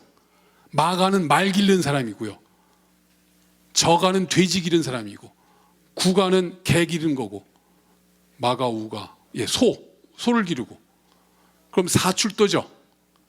그러면은 왕이 있는 중앙은 뭘 길렀을까요? 우리 그런 생각을 안 해보셨죠? 여러분 부여나 고구려나 백제나 다 오부족 개념이에요. 그러면 부여도 오부족이 되는데 마가, 우가, 저가, 구가만 있죠? 그렇지 않습니까? 그럼 부여라는 말의 의미가 있지 않을까요? 놀랍게도 부여라는 말이 퉁구스어로 사슴이란 뜻이에요. 사슴가예요. 사슴가, 럭가. 부여의 이름이 사슴, 뿌유가 사슴이란 뜻이고요. 부여가 위치한 산 이름이 록산이고요. 사슴으로 상징되는 개념이 다 있는 게 부여입니다. 자, 그런 맥락으로 부여는요, 사슴 기르고 말 기르고 소 기르고 개 기르고 돼지 기르는 목축적 성격의 국가죠. 자, 거기에 비해서 고구려는 무슨 국가예요? 사냥하는 수렵 국가예요. 수렵민이에요. 여러분, 사냥을 하기 위해서 가장 필요한 도구가 말 타는 기마 능력이죠. 인간이 말을 타는 과정에서 필요로 하는 중요한 도구가 세 가지가 있습니다. 뭘까요? 예, 세 가지가 이겁니다. 여러분, 제갈 보이세요? 예, 말을 움직여야 되니까. 그 다음에 편자라고 아세요? 편자가 왜 필요한지는 아시죠? 예, 말발굽이 말 혼자 달릴 때 문제가 없는데 사람이 올라타니까 그 무게 때문에 막 달아버려가지고 아파가지고 못 달려요. 그걸 보호하려고 쇠판을 발발굽에 붙여주는 겁니다. 그 다음에 여러분, 요 발걸이 등자 보이세요? 예, 이 세 가지가 말 타는데 가장 중요한 인류가 발견한 도구인데요. 그 중에 제일 말 타는 사람들의 전투력을 높이는 가장 중요한 도구가 바로 요 등자입니다. 여러분, 요 지금 뒤돌아 쏘는 방법 아시죠? 말 타보신 분들 말 잘 타시나요? 저 몽골 가서 말 타다가 죽는 줄 알았습니다. 그냥 말 타라고 해가지고 우리 뭐 제주도에서 타듯이 뭐 한 바퀴 이렇게 돌면 끝나는 줄 알았더니 그냥 어디 가버렸어요. 가이드고 뭐고. 이 말을 달래면서 3시간을 탔어요. 제가 3시간. 진짜 죽는 줄 알았어요. 떨어지면 이거 크게 다칠 것 같고 말은 뭐 방향도 안 돼. 근데 한 2-5시간 지나니까 간신히 이제 조종은 좀 되는데, 와, 어마어마하게 힘든 게 말 타는 거더라고요. 그렇지 않겠습니까? 특히나 이 발걸이 없으면 다 떨어지는데, 말 위에서 활 쏘고 말 위에서 전투하는 이 가장 중요한 도구로서의 이 등자, 발걸이가 고구려인과 선비족 그 사이의 요소 지역에서 가장 먼저 세계에서 발견됐습니다. 여러분, 가끔 로마 저 군대 또는 뭐 그리스 군대 그 전투 장면 보면 저 발걸이, 여러분 저 트로이 전쟁 할 때 그 배우들이 뭐 발걸이 딛고 타고 로마 군대가 발걸이 딛고 말 타고 하는 거 있죠? 다 가짜입니다. 걔네들은 발걸이가 없었어요. 발걸이가 서구 유럽 사회에 전해진 건 약 6세기, 7세기경이에요. 그럼 전 세계에서 가장 먼저 쓴 민족이 어딜까? 현재 남아있는 그 유물상으로 보면 저 선비족과 고구려족이에요. 그리고 그림상으로 가장 오래된 그림이 이 그림이에요. 그래서 우리는 매우 강력한 말 타는 기마, 말 그대로 민족의 속성을 갖고 있고요. 기마 민족이 갖고 있는 가장 중요한 능력은 뭔지 아십니까? 순발력입니다. 자, 지금 호랑이도 잡아야 되고 사슴도 잡아야 되는데 아차 하는 순간에, 한순간 0.5초 사이에 그냥 관역이 피할 수 있겠죠. 그래서 우리 민족은 엄청 금방 뜨거워지죠. 저 이제 나쁘다는 게 아닙니다. 뭔가 상황이 되면 그냥 어마어마한 집중력으로 바로 대응하는 뛰어난 순발력이 있습니다. 그 전통을 놀랍게도 이 고구려인들이 남겨준 것 같아요. 자, 이제 여러분들이 잘 아시겠지만 역사를 왜 외우냐면요, 우리 민족에게 장점이 있고 긍정적인 요소는 잘 부각해서 띄우고, 우리에게 안 좋거나 부정적인 건 그 역량이나 내용을 자꾸 보완하거나 없애버리면 되겠죠. 근데 이제 고구려인들의 단점이라고 굳이 얘기하면 금방 또 있는 것 같아요. 제가 형질인류학 하는 분들 얘기를 들어보니까 우리 대뇌 피질 부분에 금방 그 있는 부분이 있는데 이게 또 좀 나타난대요. 고구려 그렇게 주장하는 분도 계신데, 어쨌든 이 고구려인의 이 강력한 순발력이 우리 민족의 아주 중요한 역량이다 말씀을 드리겠고요. 예. 그 다음에 여러분, 백제라는 나라, 백제라는 나라 이름은 한자로 일백백의 건널제인 거 아시죠? 근데 자료에도 있는 것처럼 우리 기록에 보면요, 백제를 처음 언급한 기록은 요 맏백자, 큰아버님을 얘기하는 맏형 백자로 백제가 있었어요. 이게 삼국지 위지 동의전에 나와요. 그랬다가 온조가 형 비류와 함께 어머니 소선을 모시고 고구려로부터 내려와서 한강변쯤에 도착하면서 일설에는 여러분 북한산 아시죠? 그 인수봉, 거기는 부학이라고 하는데 거기 올라가서 어디 살지를 정합니다. 그때 비류가 저 인천 쪽을 보면서 나는 절로 가서 사겠다 하고서 일군의 무리를 끌고 가고, 온조는 어머니 모시고 10명의 신하와 함께 지금의 강남 일대로 와서 나라를 만들었다 해서 나라 이름이 뭐가 돼요? 십제가 됩니다. 삼국사기에 나오는 얘기입니다. 그랬다가 인천으로 갔던 미추홀의 비류 세력이 이게 이제 비류가 죽자 다시 한강 쪽으로 오면서 합쳐졌다 해가지고 그때 백제로 이름을 바꿨다 해서 이름이 3단계로 바꾸는데요. 잘 보세요. 여기 보면 앞에 으뜸 하나, 열, 백으로 바뀌지만 뒤에 제는 그대로 유지되죠. 아, 저 제가 뭔가를 알면 으뜸의 제에서 10개의 제, 100개의 제 봤더니 제가 나루터라는 뜻이에요. 그래서 지금의 한강, 임진강, 예성강, 서해안으로 연결되는 서해안을 중심으로 중국과 교류하고 일본과 교류하는 강력한 해양 국가적 요소를 갖고 있는 나라가 백제인 겁니다. 그래서 보시는 것처럼 백제, 여러분 풍납토성 가보셨어요? 예, 바로 한강에서 배가 들어갈 수 있는 그런 시스템이에요. 백제가 고구려한테 엄청 깨지고도 급히 피난 수도를 간 데가 공주입니다. 공주 공산성 아시죠? 공산성이 바로 배가 들어가게끔 돼 있는 그런 금강 저반 시스템이 있는 그런 성이에요.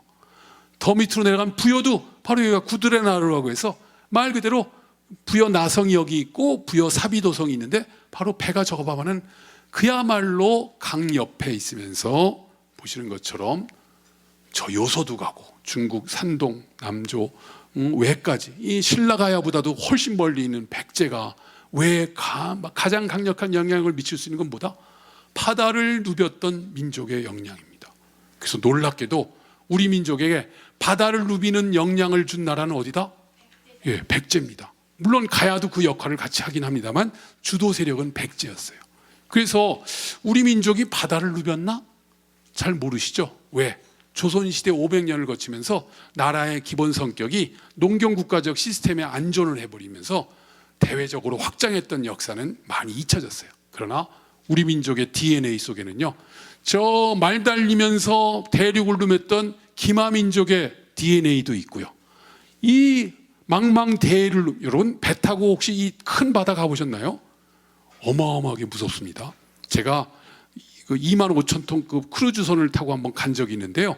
그때 마침 태풍이 왔어요.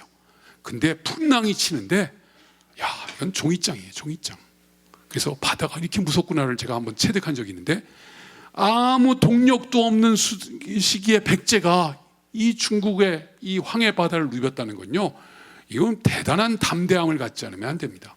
그리고 여러분, 우리나라처럼 산 많은 동네에서 이쪽에서 물건 사가지고 산 넘어서 저쪽 가서 팔면 몇 배의 이득을 남기면 좋을까요? 예, 대개 한 10배를 남깁니다. 육지로 연결된 데는. 근데 그 사이에 바다가 있어요. 그래서 여기서 바다 건너 이쪽 가서 팔면 몇 배 남기면 좋을까요? 100배예요. 맞습니다. 그렇게 해서 큰 나라가 그리스고 에게 문명이 그렇고요, 로마 문명이 그렇고요, 그런 거예요. 우리에게는 그런 어찌 보면 아주 그 경제 감념도 있는 그런 역사와 문화를 백제인들이 경험하고 우리에게 또 남겨줬던 그런 역사가 있습니다. 자, 그래서 어찌 보면 우리에게 잊혀졌던 바다 코드를 전해주는 역사가 바로 백제의 역사라는 걸 기억을 해주시고요. 자, 백제의 또 다른 이름은 넘어가겠습니다. 이건 시간이 없어서. 마지막 신라. 신라 이름이 많은 건 잘 아시죠? 뭐 설아벌, 선아벌, 신라, 계림, 중등이 있는데, 신라라는 이름은 무슨 뜻일까? 여러 설이 있었어요. 그 중에 하나가 새신자니까 이건 새로운 나라다. 한진서 선생은. 여러분 양주동 선생님을 기억하세요? 이분은 이두적 해석으로 우리 순수 신라 표현이 세네다.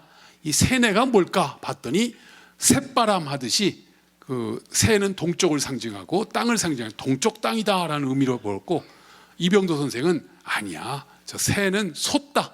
아까 고구려도 솟아난다고 높은 그런 의미가 있다고 그랬죠.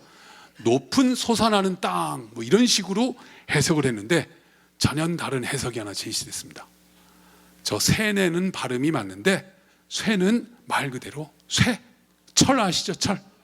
철을 만드는 땅이다. 쇠나라, 철국으로 이걸 해석을 합니다. 그랬더니 술술 풀려요. 여러분, 신라 왕씨의 성이 뭐죠? 예, 박석김인데 원래 김이 아니라 금인 거 아시죠? 예, 금씨들이에요. 쇠금자. 여러분, 신라 성의 이름이 뭐죠? 경주의 원래 이름이, 경주는 고려시대 만든 이름이고요. 금성이에요. 금성. 쇠금자. 쇠마을이에요. 쇠마을, 쇠성입니다. 왜 쇠가 중요한 건가? 여러분 잘 아시겠지만 인류 문명 발전의 결정적 금속이 쇠입니다. 그렇죠? 근데 왜 인류가 처음 쇠를 안 쓰고 청동을 먼저 썼죠? 예? 예. 가장 쉬운 얘기인데요. 녹는 점이 너무 높아서 녹일 수가 없었어요, 쇠를. 근데 여러분, 금속의 용융점이라는 걸 보면요, 청동기가 몇 도씨에서 녹냐면요, 구리는 오히려 1000도로 녹는데 주석이나 아연이 섞인 합금 형태가 되면 900도씨 정도에서 완전히 녹아요. 그 온도가 어느 온도냐? 우리가 장작불로 노천에서 불 폈을 때 나올 수 있는 온도가 900도입니다. 그러니까 인류가 구리, 청동이라는 최초의 금속을 발견한 거예요. 근데 금속으로서의 구리는 많을까요? 적을까요? 매우 적어요. 어떻게 하냐? 여러분, 요즘도 가끔 시골에 가서 전기선 잘라다가 팔아먹는 사람들 있죠? 왜 그럴까요? 구리가 비싸니까. 드물어서 비싼 거예요. 옛날에는 더 드물었겠죠? 그래서 청동기는요, 진짜 희소한 다이아몬드 같은 그 도구입니다. 그래서 칼이나 제사용품 쬐끄맣게 만들고 그러죠. 청동으로 많은 물건을 못 만듭니다. 근데 지상에서 가장 많은 금속은 뭘까요? 쇠보다 더 많은 게 있는데, 이거 맞추면 제가 여러분에게 그 선물을, 누가 맞히기 전에 제가 빨리 말씀드려야겠다. 알루미늄입니다. 근데 알루미늄은 녹는 방식이 너무 어려워서 전기 분해를 해서 전기 용해를 해야만 얻을 수 있어요. 19세기 말 20세기 초에야 알루미늄은 쓰기 시작했고요. 진짜 많은 건 철이에요. 철을 최초로 사용한 민족은 어디죠? 아니, 전 세계적으로 히타이트. 예, 히타이트가 어디냐면 터키, 저 아나톨리아고 온 저 북쪽, 북동 쪽에 있습니다. 제가 재작년에 거기 갔다 왔는데요, 히타이트 유적에 갔더니 이 철을 어떻게 만들었는지 몰라요, 아직도 잘. 그런데 아주 힌트가 하나 있어요. 여러분, 히타이트의 최고의 신이 누군가 봤더니 바람의 신이에요. 답이 나오죠? 아주 바람으로, 여러분 대장간에서 풀물질하는 거 아시죠? 그래서 온도를 높여가지고 철을 녹였습니다. 그래가지고 자기네들이 500년 동안 유일하게 철기 문화를 유지했다가 어떤 문제 때문에 망합니다. 그랬더니 그 기술이 기원전 1200년쯤에 주변으로 막 퍼집니다. 그것이 건너 중국을 건너 우리까지 왔습니다. 결국은 철기는요, 우연히 발견되는 것이 아니라 최고의 하이테크 기술자들이 갖고 온 건데, 자, 이게 왜 이렇게 장황해졌냐? 북방에서 철기 문화를 갖고 온 존재들이 있었던 것 같아요. 그들이 신라 건국의 핵심적 역할을 한 것 같고, 그 역할의 핵심적 기억이 뭐로 남아있는가? 예, 고조선 유민이 왔다, 고구려 유민이 왔다, 많이 있는데 쇠를 다루는 유이민을 우리 민족은 뭐라고 기억했는가 봤더니 도깨비라고 기억을 했어요. 여러분, 도깨비 하면 뭐가 기억나세요? 예, 우리 학생들에게 도깨비 이야기하면 가슴에 칼 꽂고 다니는 공유요. 그래서 지난번 차이나는 클래스에도 진짜 그러더라고요. 자, 도깨비 하면 도깨비 방망이, 그렇죠? 예, 방망이 두들기면서 뭐라고 하죠? 예, 금 나와라 뚝딱, 은 나와라, 다이아몬드 나와라, 구슬 나와라, 옥 나와라가 아니라 금 나와라 뚝딱, 은 나와라 뚝딱. 또 도깨비 하면 도깨비 뿔이죠. 도깨비 뿔을 생각하는 분이 계신데 안타깝게도 그건 우리 이야기는 아니고요, 일본 이야기입니다. 이렇게 방망이, 불, 노래, 밤의 활동, 이 모든 것이 그다음 도깨비가 사람인가요? 귀신인가요? 귀신인지 사람인지 좀 헷갈리죠. 사람 같기도 하고 귀신 같기도 하고 결국은 이방인이었던 것 같아요. 요즘 우리나라에 와 있는 다문화인들 어느라고 잘 모르고. 그래서 원래 이런 뿔 달린 도깨비는 일본의 요괴인 오니 그 이야기가 일제강점기 때 결합이 되면서 잘못 알려진 거고요. 누렁내나고 털북실북실하고 어눌하고 노래 좋아하고 말 그대로 금 나와라 뚝딱 은 나와라 뚝딱 도깨비 불로 연결되는 거고요. 그래서 이 도깨비라는 말의 어원을 찾아봤더니 돛애비였어요. 돛애비. 그래서 돛애비가 격음화되면서 도채비가 도깨비로 연결되는 그런 존재로 우리 역사에 남아 있는데, 특히 신라의 그 문화적 요소가 가장 강하게 나면서 철을 만들어서 새로운 역사를 만들었던 그런 역사의 내용. 그러다 보니까 이런 이방인들, 어찌 보면은 유의민들, 이런 세력을 포용하는 능력이 있었던 것 같아요. 이들을 배척하거나 뭐 이상하게 그 배적한 것이 아니라 말 그대로 그래 달라지만 우리하고 같이 살 수 있다라고 껴안을 수 있었던 그런 또 역량과 문화를 갖고 있었던 것이 아닌가 그렇게 추정됩니다. 결론을 얘기하면은 그 외에 이제 또 다른 이름으로 계림인데요. 우리 민족에게 가장 상징적인 삼국의 역사를 나라 이름을 가지고 지금 제가 추적을 했습니다. 오늘 제가 앞에 제가 요즘 하고 싶었던 얘기를 너무 많이 하다 보니까 이 뒷얘기를 지금 다 못하고 조금 급히 간 것 같아서 너무 죄송합니다만, 결론을 말씀드리면 우리 그 민족은요, 동아시아에서 먹고 사는 다양한 방식의 문화를 다 갖고 있었어요. 부여는 목축의 문화, 고구려는 수렵의 문화, 백제는 해양의 문화, 신라는 농경의 문화에 이런 외래 민족을 문화를 받아들이면서 융복합을 하는 그런 문화 등등 곳곳에, 가야도 마찬가지로 해양과 철의 문화가, 신라와 가야가 좀 비슷하게 가고 있습니다. 그런 문화가 있다는 점에서 말 그대로 쇠를 또 동쪽의 새로운 나라로서 신라가 됐고, 결국은 백제는 대륙의 코드를, 고구려는 대륙의 코드를, 백제는 바다의 코드를, 신라는 농경 문화와 새로운 융복합의 문화를 갖고 있는 그런 역량을 갖고 있다는 말씀을 감히 드리겠습니다. 왜 이게 중요하냐? 저는 우리 젊은이들에게 이제 미래 비전을 설명할 때 알고 봤더니 너에게는 말 달리던 대륙의 기질도 있고 망망대해를 맞서 싸웠던 백제 문화의 해양 민족의 기질도 있고, 또 새로운 문화를 과감하게 받아들이고 그들을 배척하는 것이 아니라 함께 어우러 살 수 있었던 융합과 포용의 문화도 있었고, 그런 요소가 다 있다는 얘기를 드리다 보면 긍정적 요소를 우리가 찾아내야 되는 거 아닙니까? 제가 지금 뭐 이런 얘기를 제가 했더니 선생님 약간 국뽕 같아요 그러더라고요. 그 국뽕이 뭔가 봤더니 뽕 맞은 거래요.